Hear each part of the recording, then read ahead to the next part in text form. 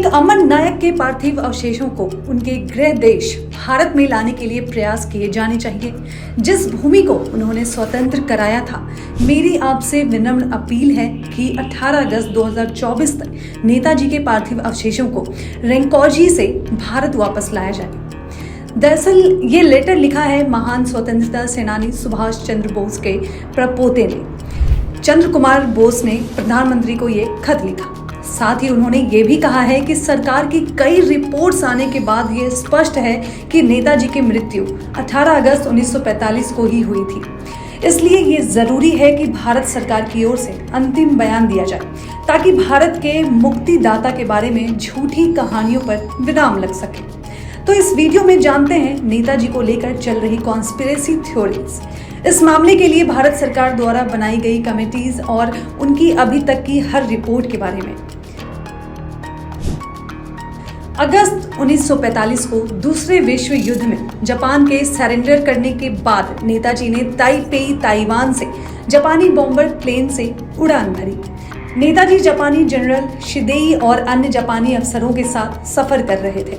18 अगस्त 1945 को ये विमान दुर्घटनाग्रस्त हो गया था। कहा जाता है कि सुभाष चंद्र बोस इस एयरक्राफ्ट में सवार थे और वो 3rd डिग्री बर्न के शिकार हो गए। बोस कोमा में चले गए और रात 9 से 10 बजे के बीच उनका निधन हो गया। हालांकि घायल या मृत बोस की कोई तस्वीर नहीं मिली, न ही अधिकारियों की ओर से कोई मृत्यु प्रमाण पत्र जारी किया गया। अगस्त 1945 में जापानी न्यूज एजेंसी ने नेताजी सुभाष चंद्र बोस के निधन की खबर अनाउंस की, लेकिन महात्मा गांधी ने इस बात पर विश्वास नहीं किया।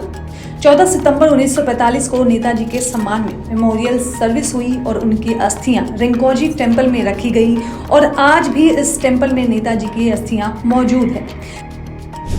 लेकिन नेताजी के निधन के 7 दशक बाद भी इस बात पर बहस छिड़ी हुई है कि क्या नेताजी की मौत उस प्लेन क्रैश में हुई थी। इसको लेकर कई कॉन्स्पिरेसी थ्योरीज हैं। पहली थ्योरी यह है कि नेताजी की मौत प्लेन क्रैश में नहीं हुई, क्योंकि नेताजी के कई समर्थकों आजाद हिंद फौज के लेफ्टिनेंट का दावा है कि उन्होंने ना तो नेताजी का शव देखा और ना ही उनके मरने के बाद की तस्वीरें देखी। एक और कॉन्स्पिरेसी थ्योरी जिससे हर भारतीय अवगत है, वो है नेताजी के गुमनामी बाबा होने की कहानी। समय के साथ ऐसी कई और थ्योरीज सामने आती रही, लेकिन किसी बात पे भी पुष्टि नहीं हो पाई। नेताजी का विमान दुर्घटना में निधन और उनके बारे में फैल रही अफवाहों पर अंकुश लगाने के उद्देश्य से 1956 में भारत सरकार ने शहनवाज खान की अध्यक्षता में 3 सदस्यीय समिति नियुक्त की। इस समिति के अन्य अहम सदस्यों में S.N. मैत्रा और नेताजी के बड़े भाई सुरेश चंद्र बोस थे। 2/3 समिति यानी खान और मैत्रा ने निष्कर्ष निकाला कि बोस की मृत्यु 18 अगस्त 1945 को ताई होकू में विमान दुर्घटना में हुई थी।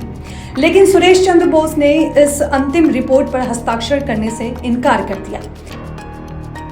फिर 1970 में बना खोसला आयोग, जिसकी अध्यक्षता पंजाब उच्च न्यायालय के सेवानिवृत्त न्यायाधीश न्यायमूर्ति G.D. खोसला कर रहे थे, जिन्होंने 1970 में अपनी रिपोर्ट पेश की, जिसमें विमान दुर्घटना में नेताजी की मौत को सही बताया।